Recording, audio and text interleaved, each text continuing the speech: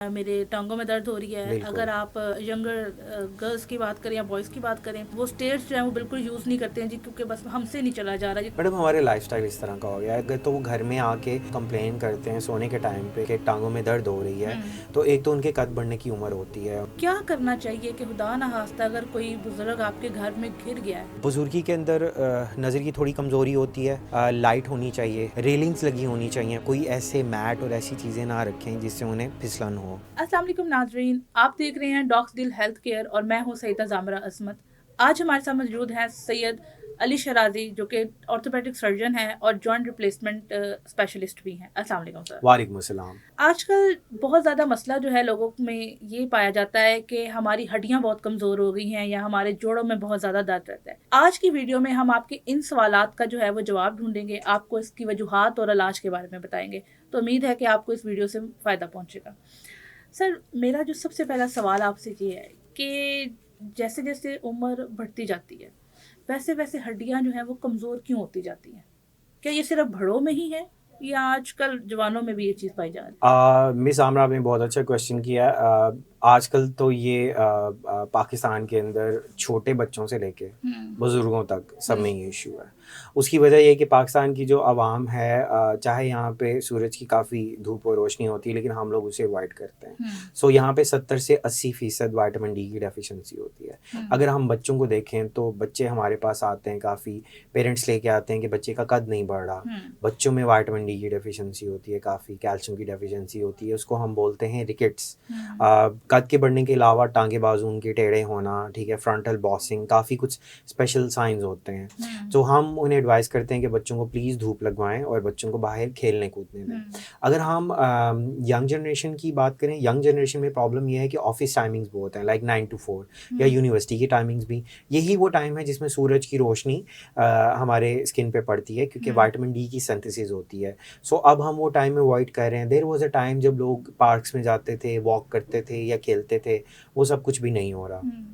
हमारी डाइट भी अच्छी नहीं है। अगर हम फीमेल्स की बात करें तो वो बहुत ज़्यादा क्रैश डाइटिंग करती हैं, और जो मैरिड फीमेल्स हैं, हामला ख़वातीन, वो कैल्शियम विटामिन डी इस्तेमाल नहीं करती, और उसके अलावा बाद में भी प्रेगनेंसी के बाद भी जब मदर फीड कराती हैं तब भी कैल्शियम विटामिन डी इस्तेमाल नहीं करती। सो अगर हम देखेंगे जो भी बच्चा है उसकी भी हड्डियाँ बननी हैं, वो माँ की जिस्म से कैल्शियम यूज़ करके होती है, और इसके अलावा जो मदर फीड वो करा रही हैं वो भी जिस्म की हड्डियों की कैल्शियम सारी यूज़ हो रही है। तो काफ़ी पेशेंट्स हमारे पास रिपोर्ट होते हैं जिनके 3-3 4-4 बच्चे होते हैं लेकिन उन्होंने कभी कैल्शियम विटामिन डी का इस्तेमाल नहीं किया। तो अब चूँकि बच्चों में जिसे रिकेट्स कहते हैं, बड़ों में, ख़वातीन में स्पेशली, वो ऑस्टियोमलेशिया उसे हम कहते हैं। अब उनके अंदर स्वे डेफिशिएंसी होती है, उन्हें पूरे जिस्म में दर्दें हो रही होती हैं। यही चीज़ अगर हम बुज़ुर्गों की बात करें तो बुज़ुर्गों में अब ऑस्टियोपोरोसिस और ऑस्टियोआर्थराइटिस का प्रॉब्लम होता है। ऑस्टियोपोरोसिस का मतलब है ओवरऑल जनरलाइज्ड बोन्स की वीकनेस, उसका जो मिनरल ऑर्गेनिक पार्ट है दोनों, और जो ऑस्टियोआर्थराइटिस है उसमें जोड़ का घिसना या उसकी सोजिश। ख़वातीन के अंदर ये बहुत ज़्यादा कॉमन है। 50 साल के बाद जब मेनोपॉज होता है या माहवारी ख़त्म होती है तो अल्लाह ने एक हार्मोन रखा हुआ है एस्ट्रोजन, उसकी कमी होती है। अगर तो हम यूरोप की बात करें तो वहाँ पे हार्मोन रिप्लेसमेंट थेरेपी फीमेल्स में बहुत ज़्यादा कॉमन है, लेकिन पाकिस्तान में ख़वातीन को कॉन्सेप्ट नहीं है। सो अब हड्डियाँ अच्छी खासी उनकी कमज़ोर हो जाती हैं। उसके अलावा सप्लीमेंट्स का यूज़ पाकिस्तान में बहुत ज़्यादा कॉमन नहीं है।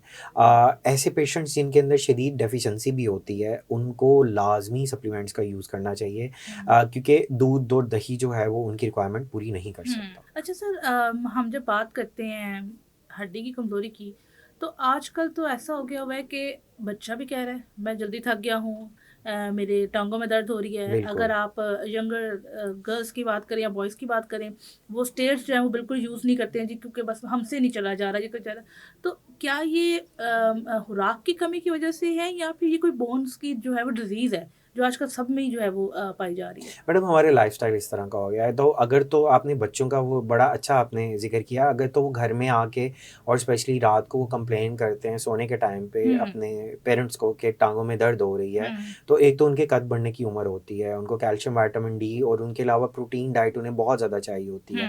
तो इट मीन्स कि उन्हें वो मुनासिब नहीं मिल रही, तो मीन्स कि वो डेफिशिएंसी की तरफ जा रहे हैं, उनकी बोन्स हंग्री होती हैं। और आपने बड़ों की बात की, तो जब हम सीढ़ियाँ चढ़ते उतरते हैं या हमें आदत है पाकिस्तान में चौकड़ी मार के बैठने की, बिल्कुल। तो कम से कम हमारे जिस्म का जितना वेट है उसका 3 गुना वेट पड़ता है जिस्म पे, लाइक अगर कोई 100 किलो का पेशेंट है तो आप समझे कि 300 किलो उसके घुटनों पे वजन पड़ेगा। सो आप ऐसी कोशिश करें कि अगर तो ऑफिस में काफ़ी सीढ़ियाँ लाइक 7वीं 8वीं मंजिल पे है तो लिफ्ट का यूज़ कर लें या रैंप का यूज़ कर लें अगर आप चलना चाहते हैं तो इस चीज़ का काफ़ी वो करें। और आजकल तो यंग पेशेंट्स जिसमें फीमेल्स काफ़ी कॉमन है वो भी बहुत आ रही हैं। लोगों का वज़न काफ़ी ज़्यादा है, उसकी वजह से उनको जोड़ों का प्रॉब्लम हो रहा है, या ज़्यादा वज़न की वजह से अगर लोग जिम जा रहे हैं तो वो क्या कर रहे हैं कि प्रॉपर वार्म अप या स्ट्रेचिंग अगर करें या कूल डाउन करें, वो ये काम नहीं कर रहे, किसी क्वालिफाइड ट्रेनर के अंदर एक्सरसाइज नहीं कर रहे, पहले दिन में ही लोग ट्रेडमिल के ऊपर भागना शुरू कर देते हैं तेज़ स्पीड पे, और फिर उन्हें चोटें तो लगती ही हैं लेकिन जोड़ों के भी प्रॉब्लम हो जाते हैं। अब वो बिल्कुल ट्रेडमिल भी नहीं कर सकते, वज़न भी उनका स्टक है, तो ये सारे जेन्युइन प्रॉब्लम है सोसाइटी के। सर हम हमारे जो है माशरे में जो वज़ू किया जाता है तो एक बड़ा कॉमन प्रैक्टिस ये है कि हमने जो है वो अपनी टांग जो है वो सिंक में रख के तो हमने अपने पाँव धोने हैं। अगर यही कोई नौजवान बंदा अगर उसका बैलेंस आउट गिरे तो वो थोड़ी सी चोट लगती है। अगर उस सूरत में अगर 70 प्लस कोई बंदा है और उसका इस तरह का कोई वो प्रैक्टिस कर रहा है, अगर वो गिरे तो इतना स्वेयर फ्रैक्चर जो है वो क्यों होता है? क्या वजह है उस चीज़ की? जी बिल्कुल, ये जो प्रैक्टिस जिसके अंदर एक टांग शैंक में रख के वज़ू कर रहे हैं, इसमें प्रॉब्लम क्या होता है कि ओल्ड एज में ऑस्टियोपोरोसिस होता है। अब जिस्म का ओवरऑल ढांचा स्केलेटन इतना वीक हो गया है कि अब जो 2 टाँगों पे पूरी बॉडी का वेट आना था, अब एक टाँग पे अगर आप वेट कर रहे हैं तो वो उसका वेट बॉडी नहीं सँभाल पाती। सो लोग हमें जब भी हॉस्पिटल आते हैं वो कहते हैं कि वॉशरूम में स्लिप हुए या वॉशरूम में गिरे और फ्रैक्चर हुआ, लेकिन मैं उन्हें एजुकेट करना चाहता हूँ कि एक्चुअली हड्डी पहले टूटती है और पेशेंट बाद में गिरता है। सो कोशिश करें कि दोनों टाँगों पे वज़न रखें, कहीं बैठ के वज़ू कर लें, एक टाँग के ऊपर सारी बॉडी का वेट ना करें क्योंकि अब स्केलेटन कमज़ोर है। और जैसे आपने इन फ्रैक्चर्स की कॉम्प्लेक्सिटी की बात की, तो इस एज के अंदर फिर या तो जोड़ की तब्दीली होती है या फ्रैक्चर फिक्स होता है। अगर उसको हम डिले करते हैं तो वो पेशेंट चूँकि उस एज में शुगर, ब्लड प्रेशर, हार्ट के इश्यूज़ होते हैं, अगर वो पेशेंट काफ़ी हफ्तों तक बिस्तर पे लेटे रहें और हम उसको डिले करें तो उनकी चीज़ें ज़्यादा कॉम्प्लिकेट करना शुरू कर देती हैं। तो रिसर्चेज़ ये हमें बताती हैं कि उनमें से 30% पेशेंट्स की 1 साल के अंदर खुदा ना खास्ता मौत वाक़या हो जाती है, डेथ हो जाती है। So it's better, prevention is always better than cure. और अगर खुदा ना खास्ता फ्रैक्चर हो गया तो इतना ज़्यादा मत भागें डॉक्टरों के पास, कभी एक के पास जा रहे हैं, कभी दूसरे के पास। जो भी करीबी आपको क्वालिफाइड ऑर्थोपेडिक सर्जन मिल रहा है, उनसे मिलें, उनसे पूछें, वो आपको गाइड करेंगे कि इसकी फिक्सेशन होनी चाहिए कि नहीं, और अगर फिक्सेशन है उसको एज सुन एज पॉसिबल करवाएं। सर जैसे मेरी फैमिली में भी अब लाइक माय पेरेंट्स वो भी अब एक बुढ़ापे के उस एज जो है वो जा रहे हैं। क्या करना चाहिए कि खुदा ना खास्ता अगर कोई बुजुर्ग आपके घर में गिर गया है तो वो जो इमीडिएट हम फर्स्ट एड कहते हैं ना, वो क्या होनी चाहिए? बिल्कुल मैडम, सबसे इम्पॉर्टेंट बात तो ये है कि जब हम एहतियाती तदाबीर की बात करें, बुज़ुर्ग हम सब के घरों में हैं, तो बुज़ुर्गी के अंदर नज़र की थोड़ी कमज़ोरी होती है। लाइट होनी चाहिए या कम से कम अंधेरा ना करें रात के वक्त। कोई ब्लू लाइट बल्ब जो हैं, ज़ीरो के बल्ब, वो लाजमी होने चाहिए।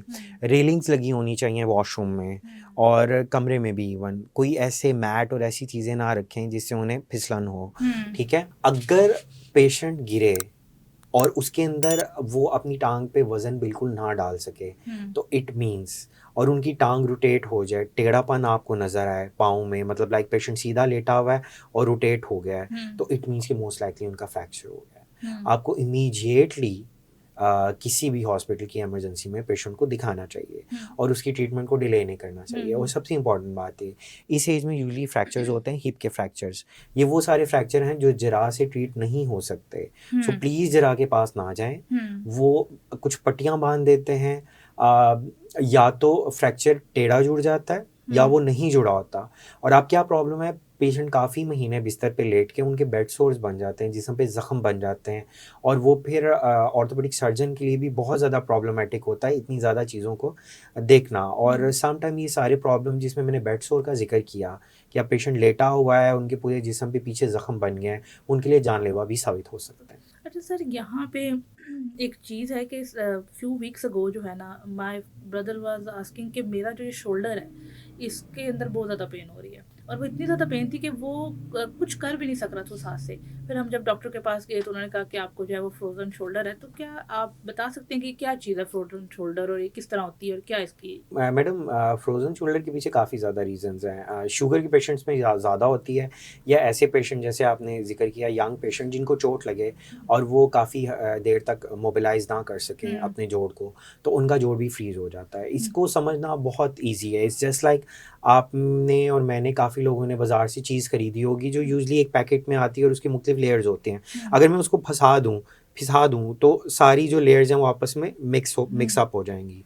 तो जो शोल्डर का कैप्सूल है उसकी भी काफ़ी लेयर्स होती हैं और वो आपस में जो है ना मिक्स अप हो जाती हैं। सो यूजुअली इन पेशेंट्स को हम फिजियोथेरेपी एडवाइस करते हैं। क्वालिफाइड फिजियोथेरेपिस्ट उनके काफ़ी इश्यूज सेटल डाउन कर लेते हैं, या उनको स्टेरॉयड का इंजेक्शन जो मखसूस मेडिकल स्टेरॉयड होता है वो लगाया जाता है। उससे उनकी जो शोल्डर्स की लेयर आपस में मिक्सअप हुई हुई हैं वो सेपरेट हो जाती हैं। या हम हाइड्रोडायलिटेशन करते हैं ऑपरेशन थिएटर के अंदर, पेशेंट को बेहोश करके उसके बाजू की सारी मूवमेंट्स करते हैं और सेलाइन इंजेक्ट करते हैं। उससे वो सारी लेयर्स जो हैं वो ब्रेक हो जाती हैं और उनका फ्रोजन शोल्डर का प्रॉब्लम ठीक हो जाता है। नाजरीन, उम्मीद है कि इससे आपको जो है बहुत सी इन्फॉर्मेशन मिली होगी जो आप शिकायतें करते हैं, बड़े बूढ़े और बच्चे और जवान भी। तो उम्मीद है कि इन सारी चीज़ों से जो है आप फ़ायदा उठा सकते हैं, और देखते रहिए हमारा यूट्यूब चैनल डॉग्स दिल हेल्थ केयर। शुक्रिया।